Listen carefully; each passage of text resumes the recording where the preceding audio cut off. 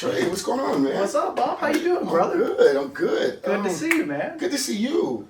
Red carpet. Yeah, man. What's going on? I'm here to give you your red carpet interview. No, I said we're going to give you a red carpet interview. Me? Yes. Come on, man. Let's do it. Hey, what's up, Guan? Bonjour, famille. It's Bum Jonas, and I'm here with... Trey Goettling. We're going to put in all kinds of claps and stuff, because you know what? We're going to give him the red carpet interview, like we said, sir. Appreciate you sliding through. Appreciate you having me, man. Man, look, it is an honor and a pleasure to have you here at Syke. Sit down at Syke Show. I want to start off with your flowers, and I want to do it early, mainly because you're new, at least new to us in the music scene, right? Or new to me, let me put it that way, right? But more importantly, I think what you're doing is so impactful and significant that you need to get your flowers now, right? And I always think it's important for people to get their flowers, obviously before they're gone, but even more so when they're on their way up, so they can get the boost of confidence that they need to keep doing that thing, right? And with you, what's so important about what you do is it's a red carpet. And it seems simple, but it elevates not just the scenario, but the mindset and the perspective of that person. Yeah. And it helps these artists, whether they're local or underground or mainstream local or on the way up, it helps them all feel like peers. Yeah. And so I just want to give you kudos for what you're doing with that, man. Thank you, man. I appreciate that. Absolutely. Now you also, actually, no, let me just ask probably my one and only cliche question. Who is Trey Goettling? What do you do and why? Yeah, so that's a great question, man. I appreciate it. So I'm a red carpet host, I'm a club promoter, and I'm a podcaster. Boom. Holy smokies. Okay. That's really the kind of trio of what I do. I put a lot of passion into each of those ventures. What I am truly proud of is really the red carpet hosting. That's really where my passion is, more than anything. And what I love about it is giving a platform to up-and-coming artists, because like you mentioned, really makes people feel good to do that. Right. And what I've noticed now as I've got deeper and deeper into the music scene here is I'm making connections with different promoters, and I've got young artists now hitting me up. They're like, hey, where are the slots at, man? Right. Can you connect me with the slots? Right. So I'm connecting people like Shadi El Capo with, different artists for like the face-off, for the battles. So to me, man, it's all love. It's all about elevating artists, and I'm just so passionate about that. So how did it happen? How did you realize that you had a passion for the arts? So it's really serendipitous, man. This is a crazy story. We love big words. This is a crazy story, man. So I've had a podcast now for about 2 years. Okay. So the interesting thing with my podcast, I had started looking for new jobs about maybe a year and a half ago.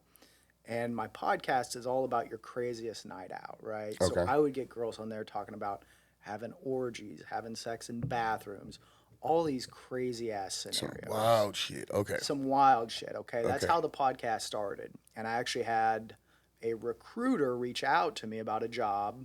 It's like, okay, great. They found my podcast, and they were like, yeah, man. We just can't do it. So I took the podcast down for about a year. Oh, wow, okay. Yep, got a new job, and I was like, you know what? All the background is done, so I'm going to put the podcast back up. So I got the podcast going again. Okay. And then the really unique thing was Nana Amfo with La Maison. They do the promotion for Club Casablanca and Layla Lounge. Okay. He reached out to me. He's like, hey, man, do you want to do an episode of your podcast at Layla Lounge?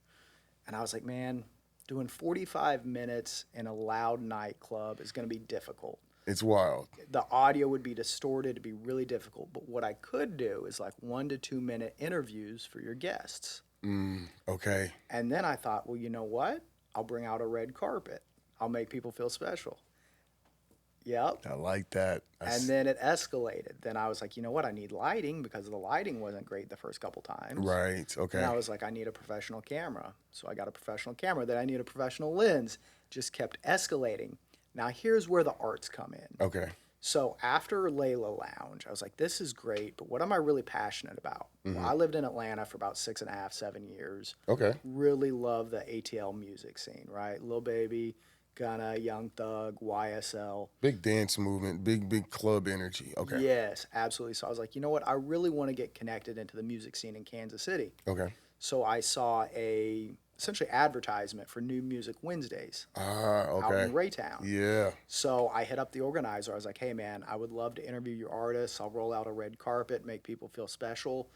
And he was like, you know what? That's a great idea. Let's roll with that. So from there, did the interviews. Really, it was a big hit. I think people really loved it. They enjoyed it. Yes. From there, hit you up. Yes. Phantom Pesos hit me up about doing tunes and tacos. LXKS promo hit me up for Summer X Fest. Boom. Okay. And from there, it's just been an avalanche, man. Yeah. Now you're like, hold on. Have you gotten overbooked yet, or are you still feeling comfortable? I legitimately am overbooked at this Okay. point, but I'm at the point now where the people that I've got established relationships with are getting priority. People Gotcha. like yourself, I'm putting you in my calendar.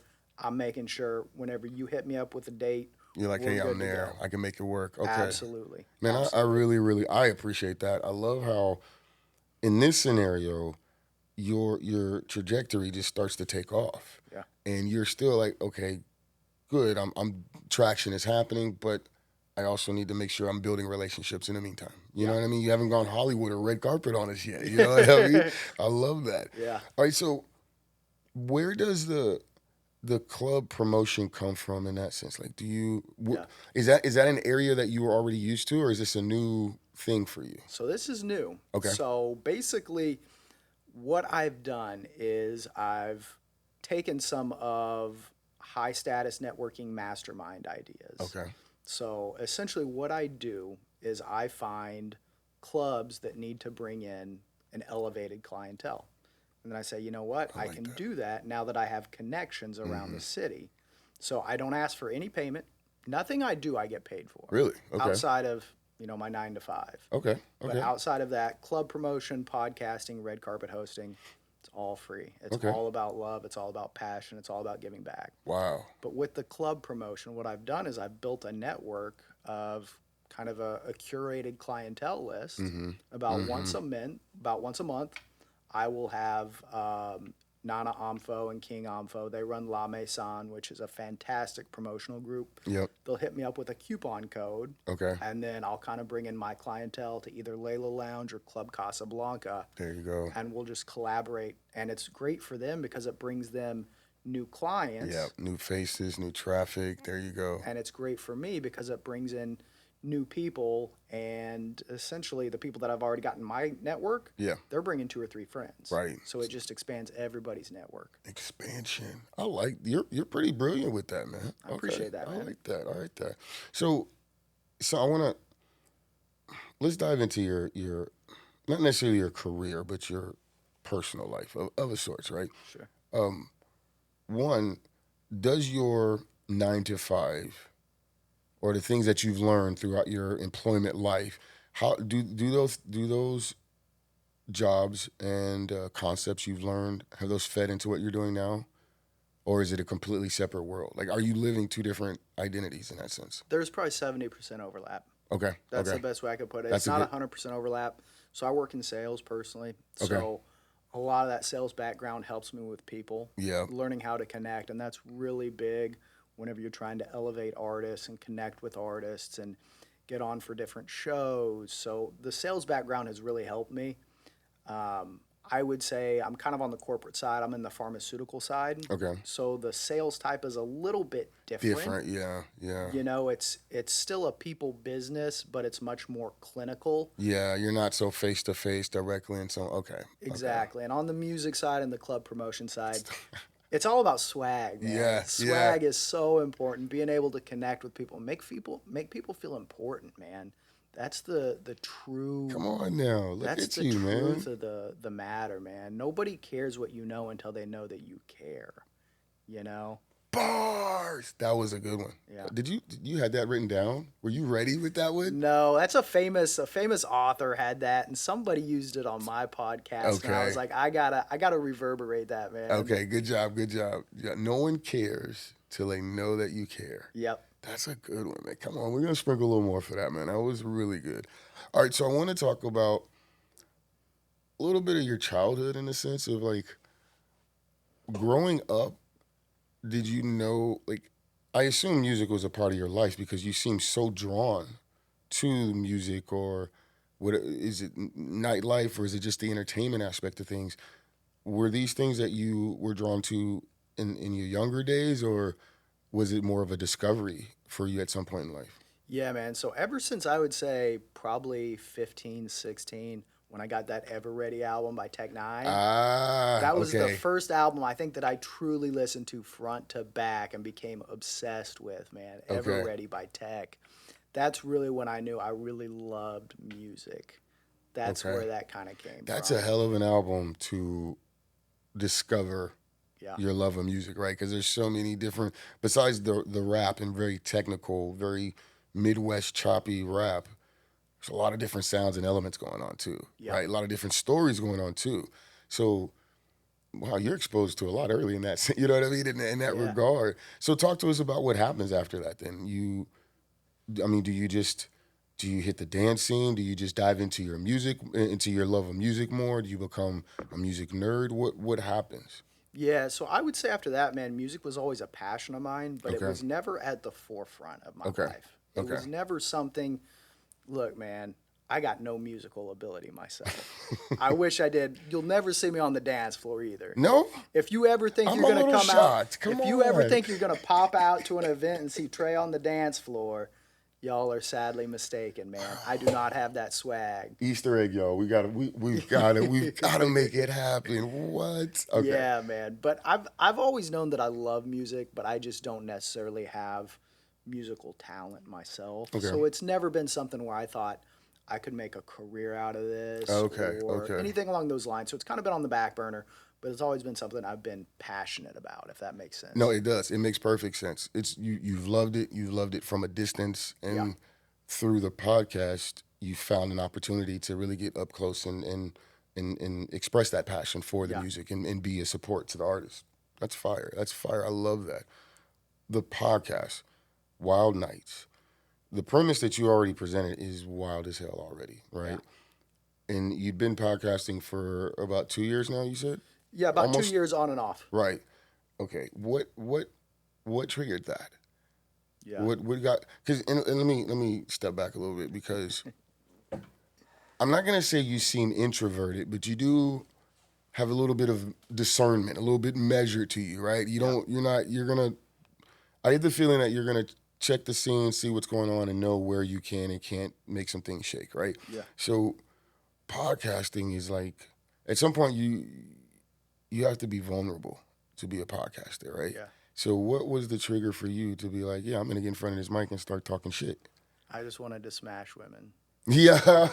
That's the truth. It was a way to meet women and have them talk about their craziest shit ever and get them kind of, wild, a little ramped up. And then see and what then make happens. things work from there. That's the honest truth. That's the brutal truth. You out here, so you was take out that here for what it's worth. You was out here macking then. You was out That's here, exactly what it was. But it's evolved. right? It's evolved a lot. Now, if you see my new episodes, it's like 10 dudes. So it has evolved. It's not that So anymore. he had a Van Wilder moment and grew up and shit, or so Yeah. like he matured. My bad, I don't say grew up, but like he's like, this is a thing. Yeah. Okay, everything is actually serendipitous for you. Yeah. It just It's crazy. shit happens. Yeah, man.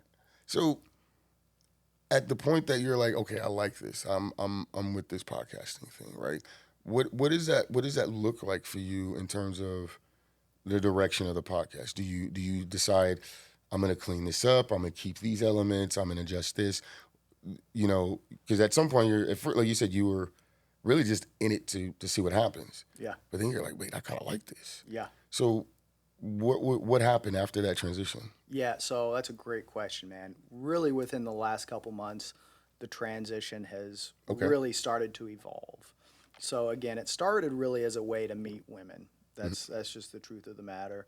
From then, what I'm starting to see now that I'm in Kansas City is there's a lot of artists who want to come on my podcast. They want that exposure. Yeah. I mean, I'm booked out like through the end of August now with young artists just wanting that exposure and that platform and the clips.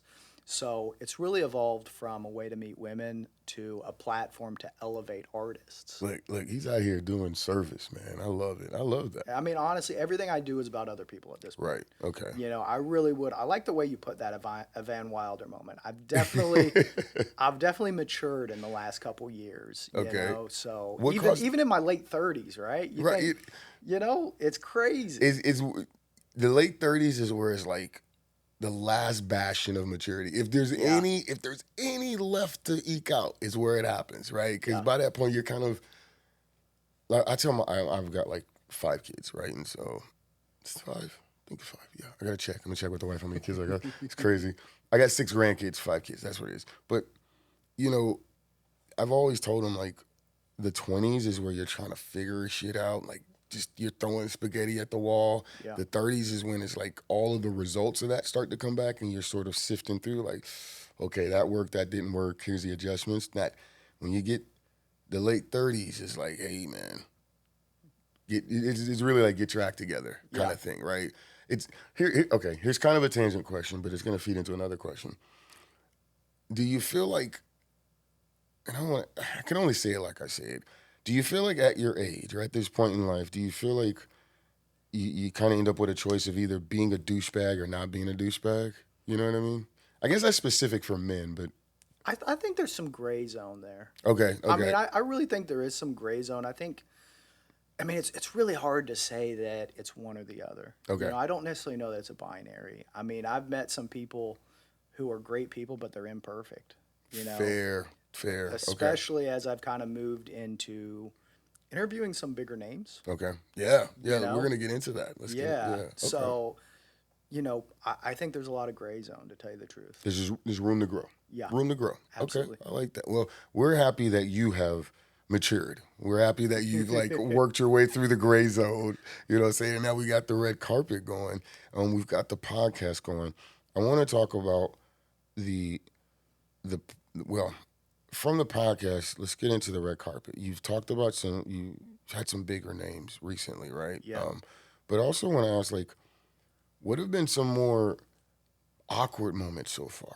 Yeah. You know, like, and not necessarily for the artist, but for yourself. You know what I mean? Like, this is fairly new to you. So, you know, talk to us a little bit about not necessarily missteps, like, oh, man, I really fumbled, but just like, I wasn't sure how that was going to go, and ways you've adjusted when it comes to that actual in the moment situation. Yeah, man, that's a good question. I appreciate that question. There's one artist in particular, I'm not going to say a name, younger guy on the come up. He's got a lot of hype. Okay. Man, he has so much energy, and he just comes at me like a freight train every single interview. And he's moving around. I've got my camera guy having to tilt the camera back and forth. Yeah. And sometimes his accent is so thick I can't exactly understand him. So I just have to play it off with swag. There you go. If you're ever in doubt, just smile and ask a new question. That's exactly how that's kind of my coping strategy. You just gave up like industry 101 for podcasters. Is that right? No, I'm kidding. But that was good though. That was really good. I learned some shit too. You know what I'm saying? Okay, so I want to talk about like I mean, dude, you just had Tech 9, right? Yeah, man. There was somebody else you just had. God, I can't even think of it right now. But that was the one that first of all, you had multiple artists, but when I saw you pop up at Pesos, Tunes and Tacos, I was like, oh, okay, he's getting attention because I've been watching Pesos for a while. That's kind of my thing, is to watch artists be like, ooh, where's this going? You know what I mean? Yeah. How's this story going to play out, right? And his has been such a remarkable story. So when I see him highlight other folks, I'm like, oh, okay, there's something over there, right? And so at that moment, I was like, nah, this guy's tracking, right? But then the next thing I see, oh, shit, he's got Tech 9. Yeah. So, like, how is this happening for you? Yeah, man. Serendipity. That was the word that comes to my mind. Serendipitous. Okay. Man, I grind. Ooh. I genuinely, man, I grind so hard. I just did maybe 2 or 3 weeks ago. I took a gig in Blue Springs at Five Aces for like a high school. Yeah. Okay. I mean, I'm doing. Whenever I say I grind, I mean I have weeks where I do 4 red carpets a week. Wow. And I say that to say that all these connections have come from doing so many events, man. I do comedy shows, I do music events, I do nightclubs, Wow. I do like business events. So the reason I'm getting people like Tech Nine is because I'm just everywhere. You're out there. I'm out there so much, and the connections just keep building on each other. I love that, man. And Yeah. what I really love is how you mentioned just the complete spectrum of, I want to say, genres of events to go to. You know what I mean? Like you're hitting everywhere. Yeah. So with that in mind, I mean, we've got World Cup here. We've had so much different attention within KC itself. One of the things that a lot of people talk about is like, what's there to do in KC? Yeah. So let's just pick on the fact that you are from Atlanta or a transplant. You moved here from Atlanta. I don't necessarily want to say compare it to Atlanta, but what have you found as far as things to do in KC in your time here? Yeah, man, KC is a great city. I absolutely love it. These are my people. There we That's go. what I can say. Kansas I City, love that. this is my city. These are my people. As far as things to do, I mean, it's not quite like Atlanta where Monday through Sunday you've got something going on. Right. You know right, what I'm saying? It's a little tougher on a Monday night or a Tuesday night in Kansas City Right. to find something to pop into. Right. But the music scene here is vibrant, man. There It's we go. really growing. You know, New Music Wednesdays, that's really cool. Tunes and Tacos is really cool. I'm seeing a lot of things pop up, man. As far as things to do, you got to eat the barbecue, man. KC barbecue. Come Now, I got on. a question for you now. Let's go. What's your favorite barbecue here, man? Ooh, my wife's There you go. Thrax Pastry. She makes great barbecue and hella good sauce. No, I would probably say, I'm gonna go with Jack Stack. I Okay. really like their barbecue. They got barbecue chicken, barbecue shrimp, crazy, phenomenal. You know what? I don't know anyone else that jumps out at me. Everyone says Gates. I don't have a problem with Gates. They're not my particular favorite. LC's is good.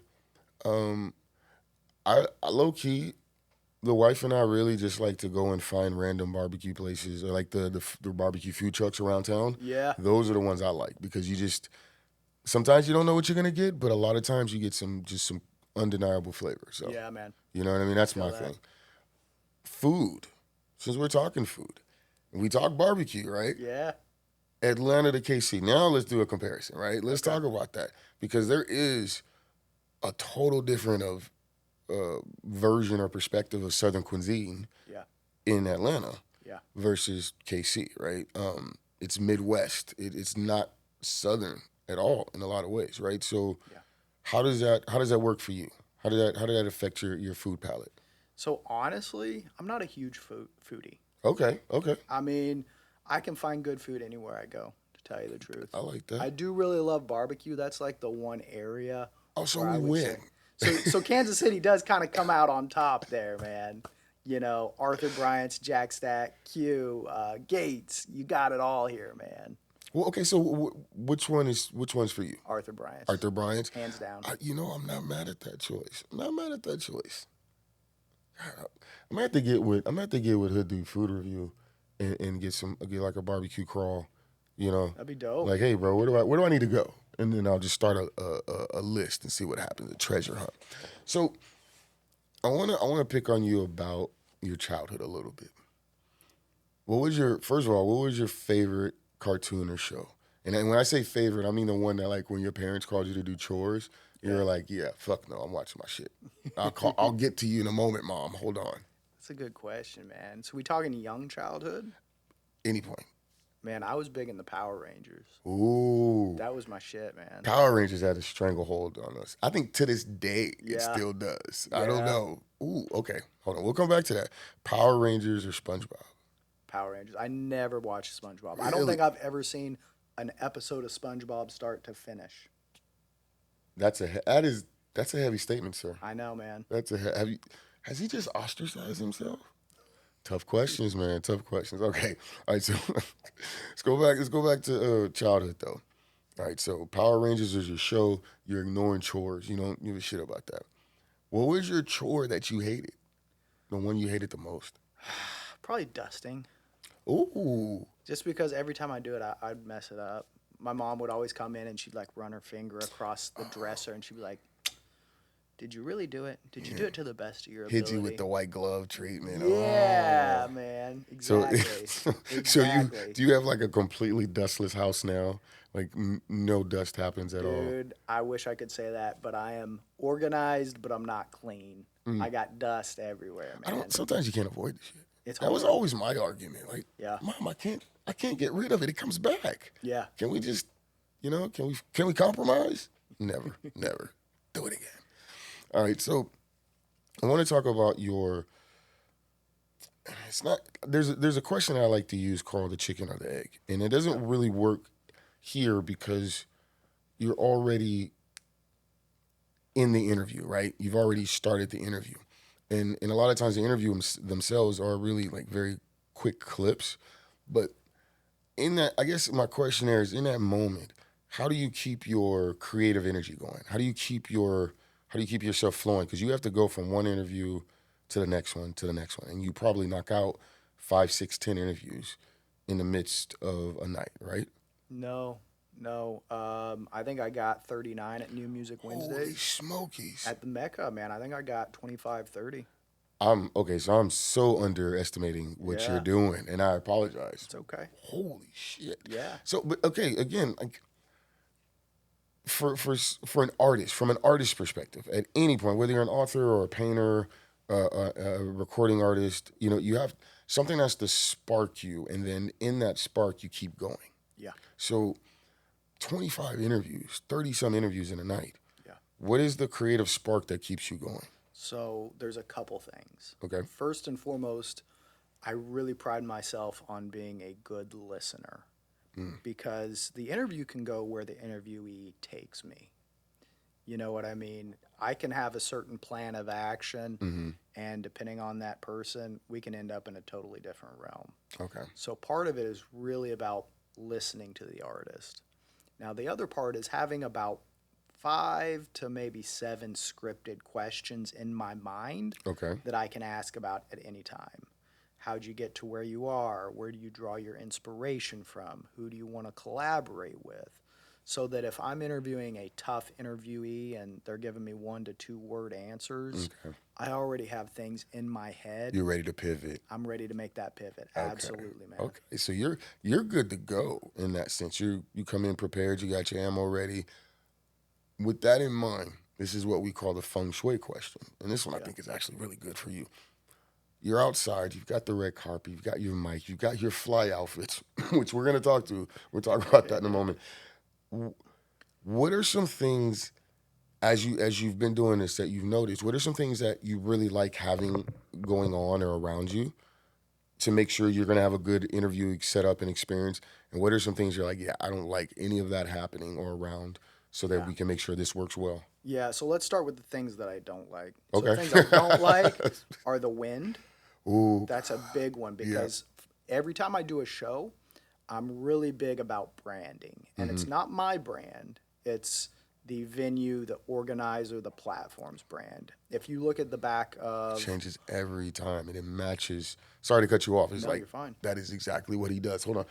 I want to call that out too, actually. Good point. Like, this guy, this gentleman, this young man, youngish man, because he's younger than me, he makes sure that if you schedule him for your event, he's gonna make sure that the flyer is tailored to your event. You don't get a generic great saver flyer or banner in the background. You know what I mean? That's that level of, I don't know, personality or that level of personal connection, engagement is like, oh, like, yes, I love you. Come on, come back. Yeah. So kudos again for that. Sorry, I had to cut you off there. No, Sorry. I appreciate that, man. It's all about other people. That's kind of the theme of the way I function is it's all about giving back, whether that's with the artist, the promoter, the organizer, the venue. Whatever I give, I end up getting back in spades. So there's It all no works out. it all works out, man. That's a great way to put it. But as far as things I don't like the wind because the banner tends to fly away. It knocks over. Oh my God, yeah. I'm really concerned from a liability perspective of like a banner flying away, hitting a car, hitting somebody in the head. The other thing I don't like is I don't like people around too close to my lighting and my tripod. Now, as a creative yourself, you can probably understand why that comes in because people get damage. they get drunk if they knock it over and the glass shatters and somebody gets cut. That's a huge liability on my end. See, he's being thoughtful. I'm over here like, man, you fucking up my equipment. Yeah. I like where you're going though. Yeah. As far as things I do like though, man, bring good energy. That's the biggest thing. Bring good energy. Be ready to really elevate your brand and your platform. That's what I ask. Whenever you do an interview with me, really do your best to elevate yourself. Give me more than one or two words, because this is all about you. This isn't about me. This is about you and elevating your brand because now I'm getting to the point where, I hate to name drop, but I'm going to do it. The Strange Music CEO follows me on Instagram now. Wow. See? So You're doing something. These young artists, that could show up in his feed. Right. So take your time, come prepared, and really bring your best interview possible. That's what I really want to have because I'm starting to get eyes on me. And whenever I post, those eyes are going to be on those artists. So bring your best, bring your A game. I'm just going to transition on because there's nothing to ask there, right? I actually do want to pay a couple bills. This is our segment question section. This one goes out to Thrax Pastry. Nothing for sale here, just a suggestion of where you can spend some time, all right? I guarantee you'll enjoy the journey. Now, this one is called Weird Eats. Okay. Now, you mentioned you're not a foodie, so it may be a tough question for you. But what is a dish of any type that you like, you really, really enjoy? But if if your family or friends knew about it, or maybe they do, and they just like, that's kind of weird, bro. Yeah. Have you ever had Springfield-style cashew chicken? No, what the hell is that? So it's deep-fried chicken in like a brown gravy.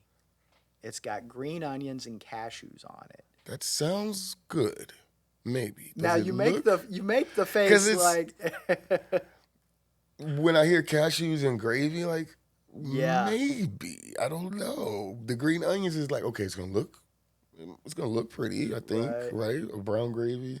Fried chicken. This is interesting. Why is it? Never mind. I got questions. Man. It's so good, but it's just what you hit the nail on the head. Some people are like, man, what are you eating? Yeah, dude? what's going on what here? Is this, what kind of goulash is it? What in the world? Okay, that's good. Well, shout out to Springfield. What? Springfield style cashew chicken. Springfield style cashew chicken. Yep. Hey, Thrax Pastry, hook us up with a plate. Chicken, anything from oysters ice cream, whatever's on your imagination, it's on the menu.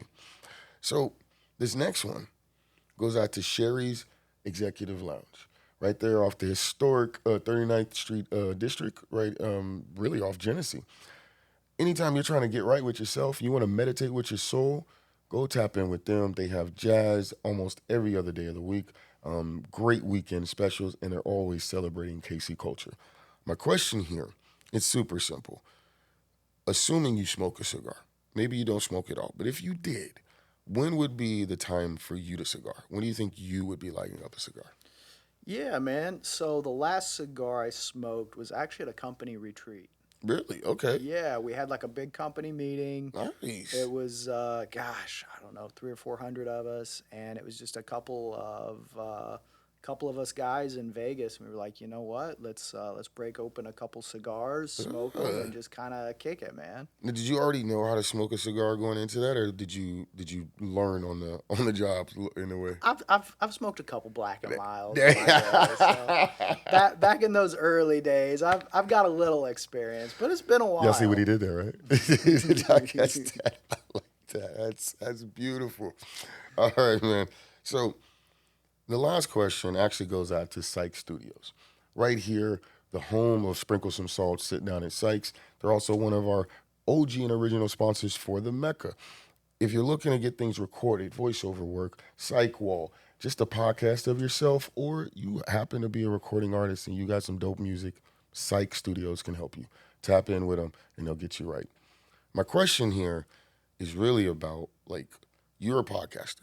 So obviously you understand the idea of being in a studio or working in a studio, right?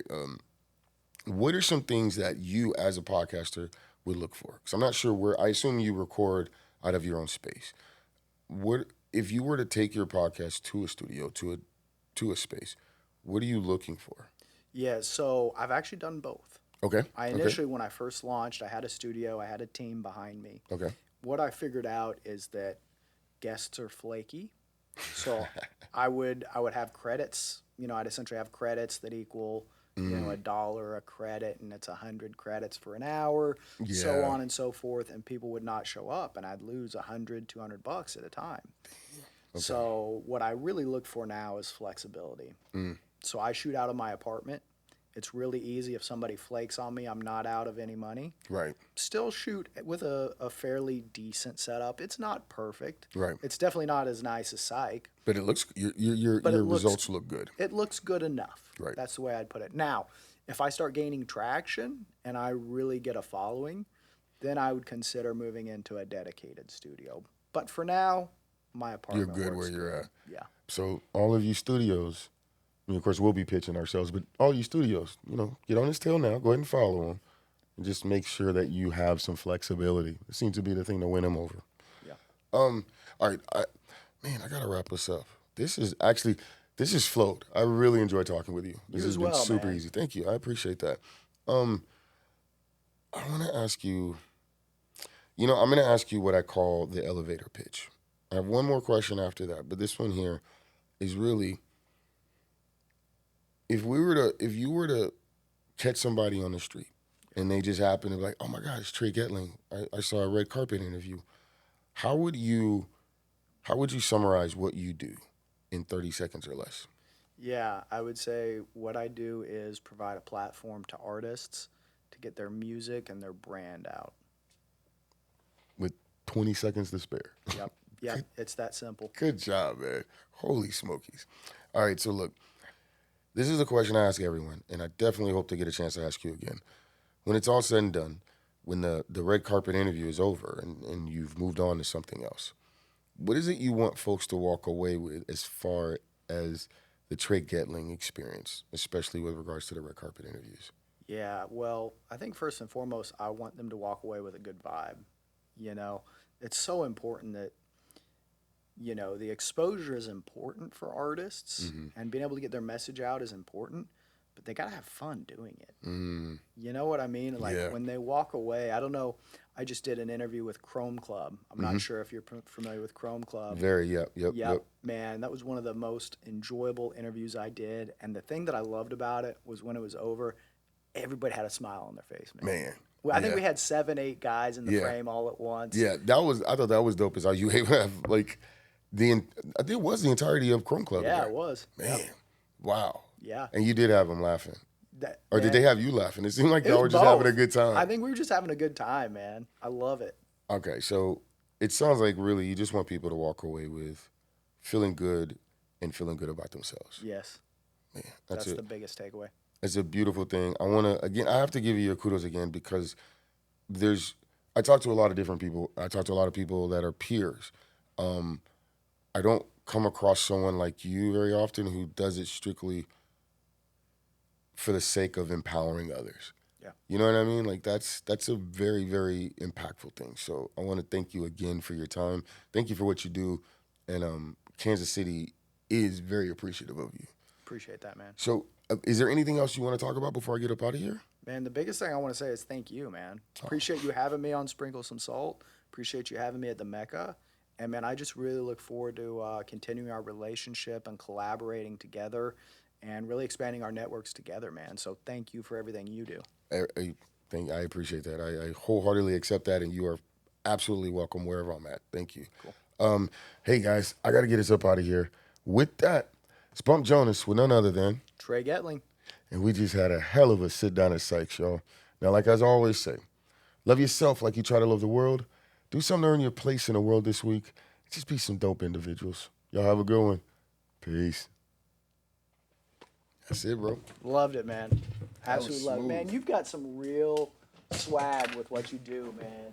It's the voice.